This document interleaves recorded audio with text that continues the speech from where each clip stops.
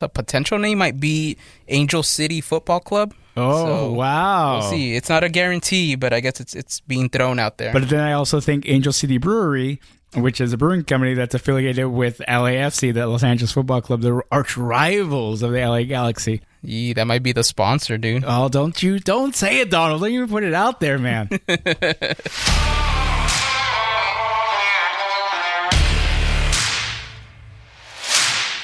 Thanks for downloading and listening to another episode of the West Box Score. We look at sports on the west side of the country, inside and outside of the box score. I hope you and your family are staying safe and healthy in this hectic year of 2020. We'll do our best to give your mind and nerves a bit of a breather from the heaviness of the world right now. And here to do that with me is my co-host, my co-pilot, my co-captain, rocking that C armband, Donald Paz. What's up, Donald? Yo, what's up, Alex, man? I'm doing good, brother. How you doing?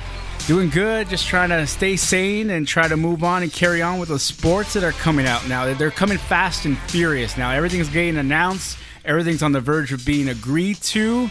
We're going to get some sports, man. This is exciting times. Yes, no, exactly. It's really exciting. Like, we're inching closer to the MLS in the tournament, and we're inching closer to the NBA coming back here in America. I know, soccer worldwide has already gotten itself going. We've already seen Bundesliga already wrap up pretty much with Bayern clinching the title.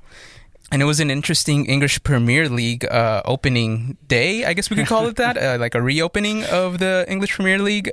Reopening day, yeah. The reopening day of the English Premier League with a 0-0 draw on the first match between Sheffield United and Aston Villa. And we saw Man City take out Arsenal 3-0, which actually put Liverpool's chances of clinching the title that would have happened this Sunday at Everton, which would have been their rival team. Now they're going to have to wait another week before they can actually win that title, which would have been an interesting way of opening the week of English soccer, knowing that in the first week of coming back, Liverpool clinches the title already. It would have been kind of a bummer to find out that was it. That grand opening, grand closing line from Jay-Z once again, right? Exactly. I forget what league it was. It just announced, there's not going to be any winner this year. I want to say it was Belgium, the Belgium league. Oh, yes. I think it was about Belgium. We're not going to have any winner. The season, the league's canceled. No champion this year. That is so disappointing to be a fan of that league. And maybe your team was ahead, a big lead to win that league, and then you don't get anything in return. It's kind of like being a Dodgers fan right now, knowing we were stacked going into the season, and we may not have a season. And you wanted to see something play out. As sports fans, we want to see a season play out. We live knowing that there's going to be a next year, a next season, and they're not giving it to us. When we get that there's a pandemic going on, but there are safety precautions that can be met. We're able to go to the supermarket. We're able to go get groceries. Give us our necessities. Our sports is our necessity here. Come on, give us something, Belgium. Yeah, no, exactly. I was bummed out to hear that news too, but I guess at the same time it's one of those things where it's like, well, maybe they don't think of themselves that highly, so they don't have to really continue. Maybe the financial incentives aren't there like other leagues, and maybe that's why they're saying, we'll just restart next year. So Belgium's out of luck, but here in the U.S., we're getting it back with the MLS is back tournament. So the groups were officially drawn. Where are the Galaxy and LAFC stacked up in this tournament, Donald? Give us the exciting news. So it was funny seeing the draw. It was a half-hour show on YouTube, I believe, and I remember watching it. And it was interesting. I remember I'm watching it and I'm seeing it, and then as soon as the LAFC representative comes up, I forgot the guy's name, but he's I believe he's a founder of the 3252 support group. He comes up and he supposedly, and he comes up and he says we're making this decision as a group, and they go ahead and they pick the number 4, and lo and behold, number 4 was the LA Galaxy. And it was just like, oh my gosh. And you know what? Initially, a part of me kind of felt like, oh, okay, it would be cool to have them, play in the same group, and then we can get El Tráfico like a little early. But at the same time, I also was like, man, I want to see them go at it at a knockout stage, because it just would feel like that much more greater of stakes. But I can't complain. I gotta be thankful that MLS is back and that we're getting it back, and that, hey, you know what, these two teams are going at each other, and that's just kind of one of the things. I think that's going to be one of the biggest stories of this tournament is LAFC going up against LA Galaxy in the same group, and then on top of that group, they're actually in Group F. We also have the Houston Dynamo and the Portland Timbers, who are actually pretty competitive teams. I know the Timbers have won MLS Cups in the past. The Dynamo are always like a playoff contending team. They're always in the playoffs, if not they're like at the cusp of it, and it's really the toughest group they're going to be. I guess you would consider them the group of death for this tournament. I said the same thing when I saw that draw. When I saw LAFC and Galaxy in the same group, I'm like, yes, this is what I wanted. I wanted it, Tráfico. I don't want to wait. Give it to me now. Give it to me the first match. But I agree with you, Donald. It would be better if the stakes were higher, yes. But knowing the MLS and what they're going to do for TV ratings, they'll draw it out. That'll be the last group stage match. It'll be in prime time on the West Coast. 7:30 start time is what I saw for some of the later games. There's going to be games that start at 9 a.m., which is 6 a.m. West Coast time. Yeah. Of course, the East Coast bias rears its ugly head again. Of course. And the latest game is at 10:30 East Coast time, so that's 7:30. Perfect time for us. So that's going to be, I'm almost certain that's where they're going to put the Tráfico game. And it's going to be great. People are going to tune in for it. They know they need the rate. MLS needs as much ratings as they can get right now. Especially, they should get good ratings right now because there's nothing else to watch. No, there's exactly. no baseball yet. There's no basketball. At the time, there won't be any basketball yet. So this is their prime chance to gain some fans, because the MLS definitely needs fans right now. And this is the time where they can get it. It's one of the first sports leagues starting back up on U.S. soil, on U.S. television. You don't have to wait until 1 a.m. to watch it like on ESPN, like the way you have to wait up to watch Korean baseball. So this is something that's going to be on prime time. It's going to be great to watch. They can build a new fan base here if they're smart about it, which is what there was something very fishy about that draw. For them to be, no, of course, for them to pair LAFC there, and then in the other group, what is it? Montreal, Toronto Vancouver and Montreal and Seattle. Yes, Toronto, Montreal. There's too many divisional rivals in all those groups. There's a divisional rival in each group. Like MLS, we see you. Yeah, we're not even mad at you. No. We appreciate what you're doing. Play on, young blood. Play on. Yeah. And we're going to be watching. No, of course. We're going to be watching. And if you're listening to this podcast and you're not up on MLS, maybe you're more of an NBA guy or you're an NFL guy, because we both know those are the two bigger sports. MLS does have this during the season called Rivalry Week, where they literally match up the rivals for that weekend matchup. And it almost felt like that's what they were trying to do here, is kind of mix the Rivalry Week into this, because it all started with them putting Inter Miami in the same group as Orlando. And that was kind of weird, because it was like, wait, so they're not going to get drawn into a random group in the East? No, they're just going to be inserted into the same group that Orlando is. So that was I guess that was the giveaway.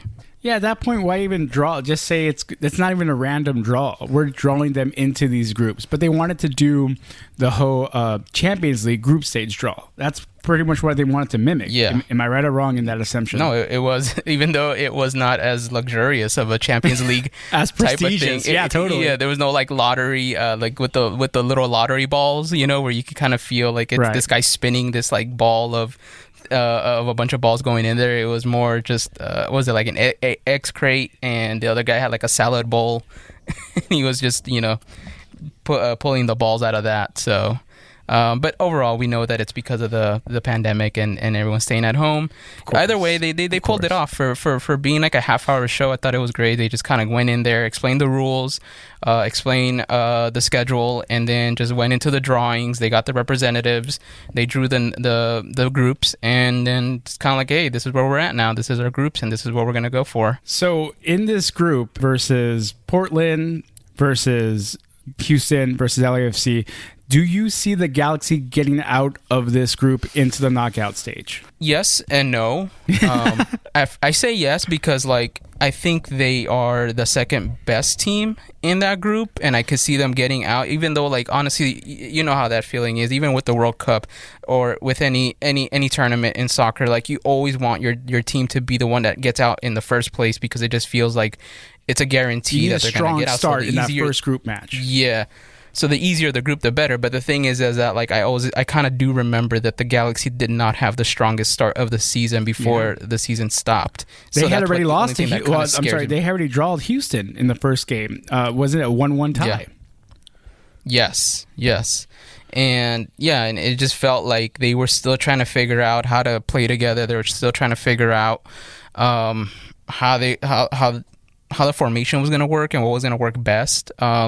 Obviously, you see Pavon being like really great at what he does, and I always felt he needed to be the captain. That was just my opinion, but I think the general consensus of the team was that it needed to be Chicharito and or even Jonathan Dos Santos would have been great, just because I feel like those guys do represent like the leadership of like what it takes to do it. And I feel like Chicharito, for as great of a player as he is, I feel like he kind of has to earn it a little bit. Right. It's not something that's just given, but I do get that, there's a marketing aspect to it. So that has to play into it. And so far in I think it was 2 or 3 matches that happened in the MLS, like we didn't really see much from Chicharito. So that's the only reason why I say no, is because I don't know what I can get out of him. And I feel like that's the only thing that I'm still holding my breath on. And I don't know, hopefully I'm proven wrong, and hopefully he balls out. Right. And hopefully the rest of the team balls out, and that like there's a better chemistry going on the field, because I know the chemistry was also a big issue last season, and hopefully it doesn't carry over into this tournament.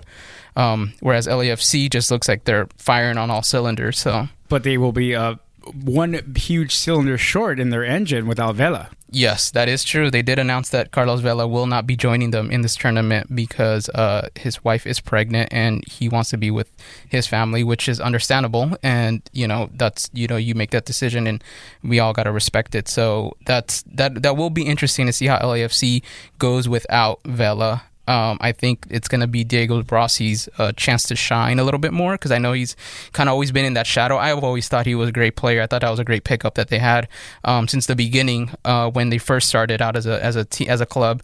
And I think this tournament will definitely, if he does what he does, if he stays how he does, he's definitely going to be that guy that I think a lot of people are going to be paying more attention to. Well, it's going to be interesting to see how they change their style of play without going through Vela like they always do. So that style is going to look a whole lot different. And I'm really excited to see how GBS sends out the Galaxy formation now that they're going to have a healthy Jonathan Dos Santos, now that they're going to have a healthy Chicharito, hopefully playing with a better team in front or around him. What they absolutely need to stop doing, I cannot stand it. They were doing it all season last year, and they started doing it these first 2 games with Chicharito, who was a totally different player than Zlatan was. It made sense to lob into the box. They kept doing that those first 2 games. They're lobbing into the box with a small forward. Why would you do that? Makes 0 sense. So I'm hoping they are able to manufacture plays from going inside the box, going inside, and not having just lobbing them in. So and that Pavon goal against Houston, that first game, was amazing. So I'm hoping to see more of that decoy aspect, defenders going toward Chicha and opening it up more for Pavon, and maybe dishing it back out to Dos Santos strike cutting in. That style should manufacture more goals. Just be pure speculating. That's what we do here on this podcast. Speculate, and more speculation. That's what I think can happen, and that could be a winning formula. And GBS, please stop lobbing it. Stop lobbing it into the box, please. And we're looking forward to that. MLS is back. The U.S. Reopen Cup, better name for it. Use that. That's what we're looking forward to. And on July 31st, the still a whole month away, but I cannot wait for the NBA to get started. Yeah, that's going to be exciting. I'm hoping that the players are into it as much as we are. There's a lot of conflicted feelings toward the NBA restarting their season. A lot of players, well, obviously living inside isolation housing, right? Isolated housing. It's a bummer to be away from your family, and that sucks. We all know that sucks. But it's all for their safety. And then, of course, the social issue that's going on with the Black Lives Matter movement, that they feel like it would take away from what's going on right now socially. So there's so much confliction there for the players. And I just hope when they do go back and take the court there, that their heart is still in the game. Because we all want to see it. The country needs it. We need to start a healing process of getting back to some sense of normalcy, and sports helps us do that. Sports is a beautiful thing. So we're hoping that this helps some healing, and sports is doing their thing too. Remember when the Premier League started back up, they all took the knee, moment of silence, not just for the victims of the COVID-19 pandemic, but also for awareness of the Black Lives Matter movement. Donald, you sent me this tweet that the players don't have their names on the back of their jersey. What do they have on the back of their jerseys? They have Black Lives Matter worded out in the back of the jerseys, and I believe they're going to be having that for this weekend's matchups. I know we had two matches we talked about earlier, which were the start of the Premier League, and this weekend there's a slate of games that are going to be happening, so expect to see a lot of those jerseys on the back say Black Lives Matters instead of the player's last name, and I think that was really great to see that, especially for England, who I know I have friends from England that were telling me it's there is a lot of racial issues that happen in the country that really are not publicized. Like we as Americans probably don't think of it like that. We just think like, oh, it's England and it's it's supposed to be an English place, and we know that it's predominantly white. But I guess in soccer culture over there, it's really intense, and it's been intense, especially like in the 80s and the 90s.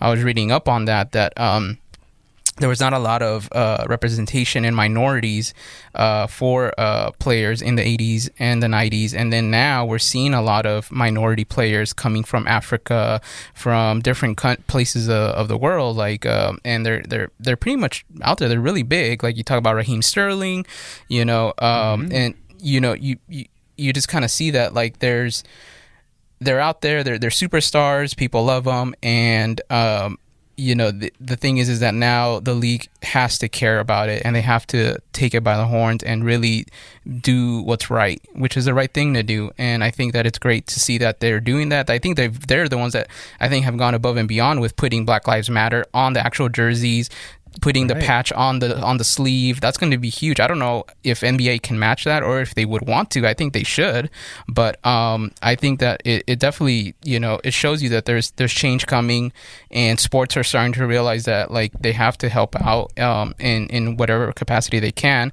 because they have the money and because they have the ability to really create change, because it's a culture and they know that they build this culture, and it's kind of their responsibility to make sure that this culture is represented right, and that it has the right morals, and that even though it's a sport and we all have fun watching it, and it's even fun playing it. I know we do pickup games. At the same time, like it's about making sure that there is no racial divide in the locker room, or racial divide in the culture of the team and in the support groups and everything. So I think that was really great that England did that, and I think that I'm hoping that other leagues follow suit, and that'd be really great. I know Bundesliga did it for a while too. They already had started before all the social racial tension started here in America, so they kind of they couldn't really do what England did with getting everyone's jerseys and everything like that, and do the whole promo videos. They had promo videos in England, but they did what they could with getting the warm-ups and all that. So it'd be cool to see what other leagues do to step up, and props to England, props to the Premier League for being able to do that. That's really great. That's huge. The Premier League is massive, right? Mm-hmm. And it's and it takes it. This is what it takes for a big league like this, putting this out there, making people aware of the issue. You hope that sparks the change, and that's what this whole thing is about: sparking change. And that's why sports is so freaking awesome. That's why we love it. That's why we do this. That's why we watch, to see the awesomeness of athletics on the field, and people do superhuman things. It's a real life comic book come to life a lot of times. And these people are grand people, and we follow them, we watch them, we admire them, and we hold them to this level, and we expect them to speak up when injustices are going on. That's what the whole Kaepernick thing was about, the knee. Like he used that knee during the national anthem for this reason. Like, I have this platform, people are watching, I need to do this. That little snowflake triggered a snowball. Yep. If that makes any sense. What I'm trying to say is like little things here, little things there, and that's where changes are made. So big ups to the English Premier League to start this, and it's crazy times, but out of craziness, excitement comes out of it. We're thriving and getting better, being better from it. So it's exciting. We're just gonna sit back, watch, and take part when we can. That's what this whole movement is. Take part when you can. So we're going to take part and watch the NBA playoffs in Orlando. And they're going to be set up pretty nicely out there, right? They're going to have isolated housing. But in that isolated housing, they're going to have a players-only lounge that includes TVs, arcade games, access to NBA 2K. Of course, why not? LeBron versus Jordan one-on-one. You're finally going to get that. We're going to see that. Yeah. A 24-hour VIP concierge to the players. Like, what? Yeah. I mean, I kind of want to go live in this bubble. And then you got each team will have a dedicated Disney culinary team to create individualized team menus to support their team diets. You could stay on that keto or paleo diet. That's awesome, right? Or the plant-based diet. Yeah. Whatever you're into, these players are getting taken care of really nicely, don't you think, Donald? No, for sure, dude. They're going to have bowling, fishing, golf, privatized restaurants, as you mentioned, with a culinary team, being able to like give them catered food. And I get it. Like, these guys make money to be able to just do this on not a daily basis, but be able to afford this. I know for us, it's kind of like, oh my gosh, this would be like, I would go for 3 months, but I do get it. And I think that's where a lot of the kind of like the news, if you've read about the back and forth, comes from, because I think a lot of them don't feel like, okay, like, is not really, all that for them, because, they have all these amenities already. But hey, you know what? Like, it really shows that Disney's doing everything it can to make sure that they're accommodated, and at the end of the day, they just want to see this season through and finish it. And I think that for the most part, they're doing everything they can, and I think that's great. I think that, like, us as fans, we want to see them come back, and we also want to see them be kind of as happy as they can be with everything that they're doing. Just being able to see them get back on the court and just kind of finish it out. We get that there's a lot of games that we're missing, and they're going straight to kind of playoffs, I believe, and It's going to be like a tournament thing. But you know what, like we all want to see a champion get crowned. Exactly. And that's kind of what it is. We want to see it. And the thing is that both the Lakers and the Clippers have had great seasons. They've had really strong teams. And, we really want to see how this plays out with those two teams and seeing how far they can go. So I see that this is super huge. I think it's really cool. I think Disney's doing everything they can to make sure they're cool. And I think ESPN is doing everything they can to make sure they're cool. And I think Adam Silver, props to him as a commissioner, probably one of the best commissioners in sports right now, that's really just trying to figure out how to, create a solution to getting the league back up and get it to kind of hit the finish line. And then I'm sure he still has a lot of work to do for the next season, but hey, he's just trying to do whatever he can to make sure it finishes up this season. So that's cool. I agree. And I'm going to be super optimistic. I'm going to be super glass half full optimistic here. I'm hoping that when this tournament gets kicked off, our COVID-19 numbers flatten out, the curve gets flattened out, things keep opening up more and more. And by the time this tournament's wrapping up toward the Western Conference Finals, when it's Lakers-Clippers, that we're able to have it at Staples Center. That's me being optimistic, but we know it's going to happen. Yeah. Either at Staples Center or Orlando, that's happening. Sorry, Clippers fans. You know what I love too about this? What I love too about this tournament is that they're going to administer COVID-19 tests to keep the players safe. If there's a false positive, second test right away. You know who else is administering COVID-19 tests in Florida is WWE. And they've been doing shows out there at the Performance Center. And on June 9th, a member of the audience tested positive.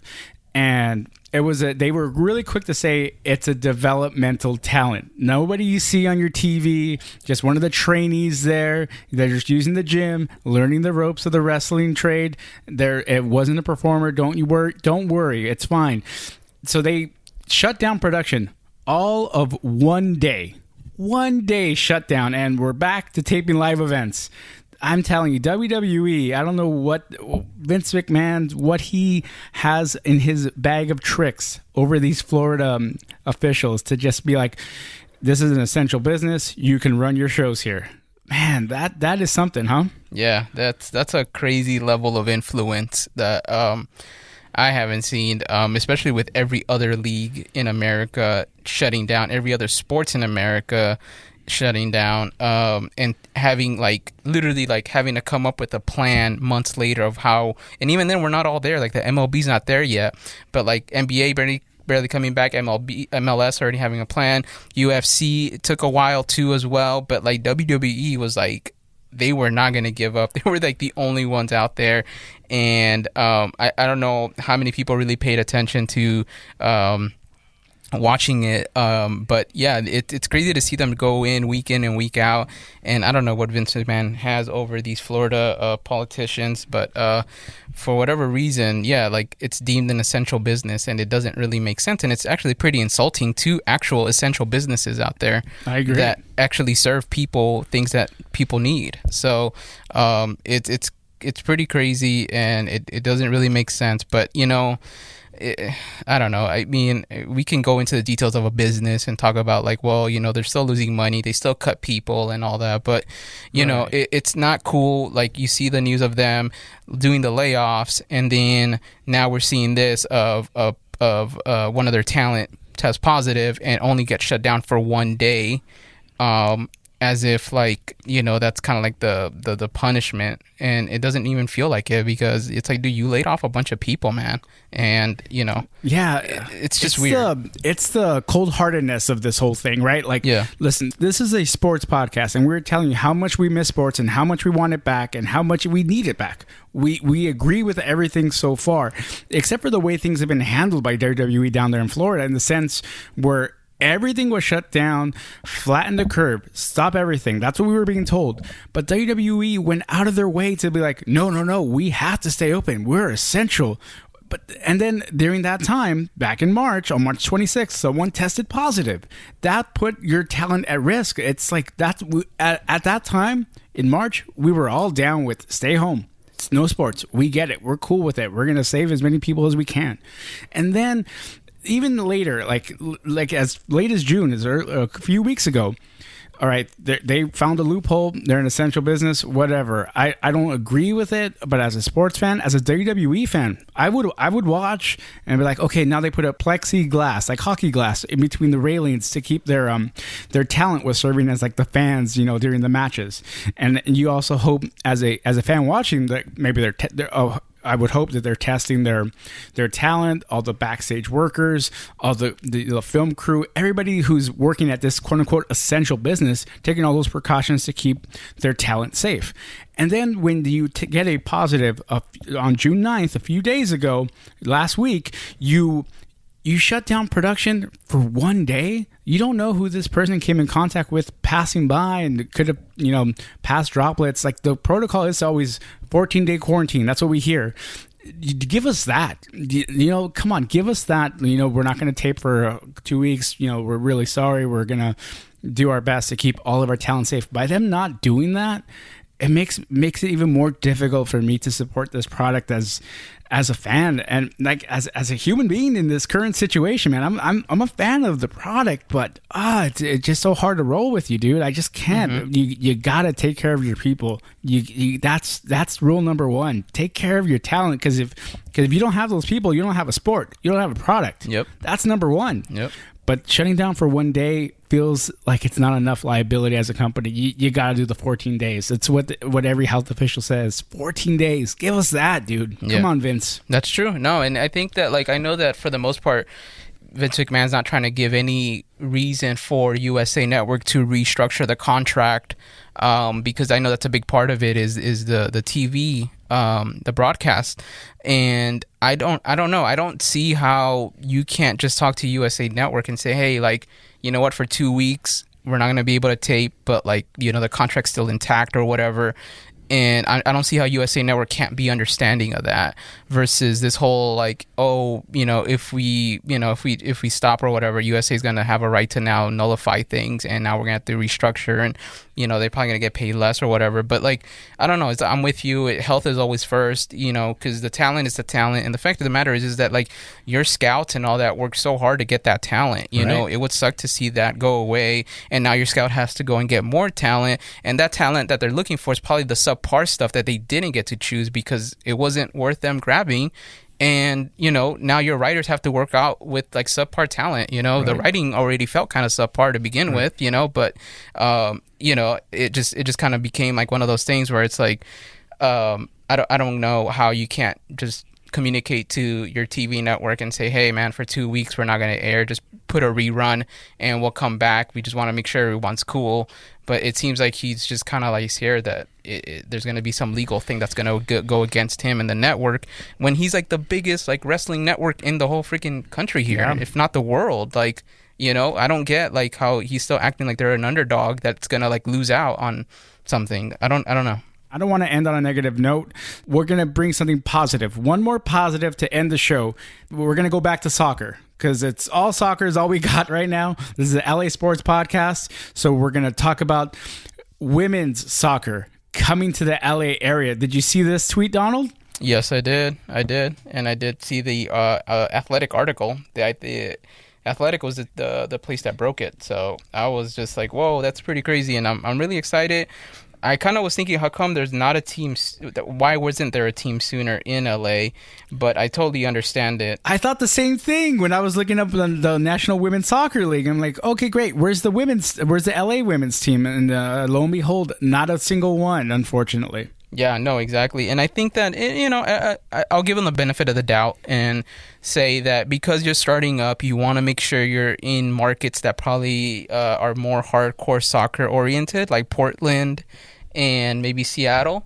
But, you know, I do see that, like, you know, LA is such a big market, but I know that we have a lot of teams. So I could see the kind of like the counter argument to it being like, oh man, like if we put out a team, like how do we know it's going to make any sort of profit or get any sort of attention? Because, you know, I'm sure they saw the WNBA and they don't want it to be that, you know? And I think that it's kind of a bummer to think that that's kind of where we're at. And that's a whole different conversation in terms of like gender sports. Right. And how women's sports just does not get the support it needs to get.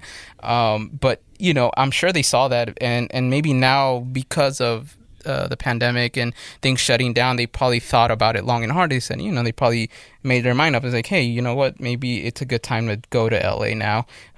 There's definitely a market there that loves it. I mean, I think if it wasn't for El Tráfico, I don't think this news would have came out.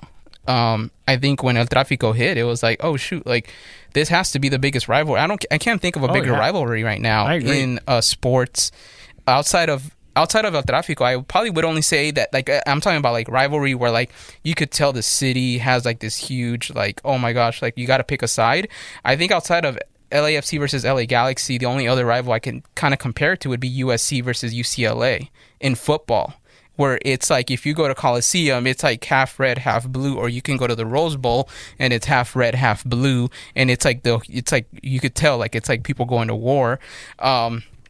I think that when they saw that, you know, LAFC, LA Galaxy was doing that, I could imagine there being like a potential for women to really lead it. And I think that'd be great. And then at the same time, like the women's national team is so badass. Like they're so good to watch. I agree. And I don't see how, you know, I just don't see how it can go wrong for them to build a team here. I'm for sure getting a venue. I'm sure people going and watching them would be great. And I think that, yeah, I'm all for it. I got really excited to see that because I would love to represent like an LA women's soccer team here. So that'd be cool. Yeah, I'm excited for something like that too. I think it's desperately needed now. As you were mentioning, the U.S. national women's team is just phenomenal with their 4 World Cups. So I'm excited that we're going to finally get a women's soccer team here in the LA area. No, exactly. Yeah, no, I was reading on the article that I guess a potential name might be Angel City Football Club. Oh, so wow. We'll see. It's not a guarantee, but I guess it's being thrown out there. That sounds great. That reminds right away, I think Angel City Brigade, LA Galaxy supporter group. Yeah, exactly. Yeah. ACFC Club. yeah, I love it. But then I also think Angel City Brewery, which is a brewing company that's affiliated with LAFC, the Los Angeles Football Club, the arch rivals of the LA Galaxy. Yeah, that might be the sponsor, dude. Oh, don't say it, Donald. Don't even put it out there, man. But you know what it is? I mentioned this to another coworker of ours who's a big soccer fan. And every time I see the rival LAFC somewhere, I immediately get that cringe, you know, like, ugh, gross, because I'm an LA Galaxy supporter. But I also then get the second thought. You know, at least this person is supporting the MLS. Yeah. At least this person is supporting, you know, football that we could all get behind because it's such an amazing thing right now to look at in sports.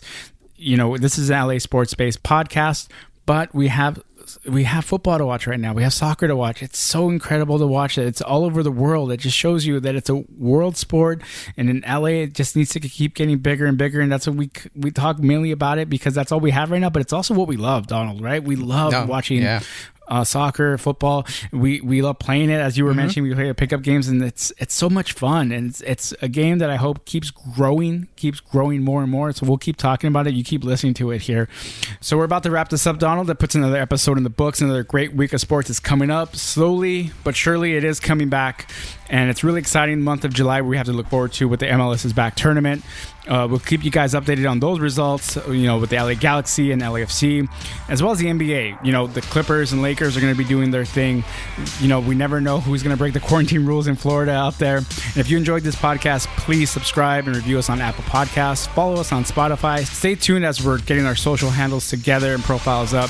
We'll let you know when those are up on Twitter, Instagram, Facebook, and all that good stuff. So for now, this is Alex Gonzalez. Over there is Donald Paz. Later. Thanks.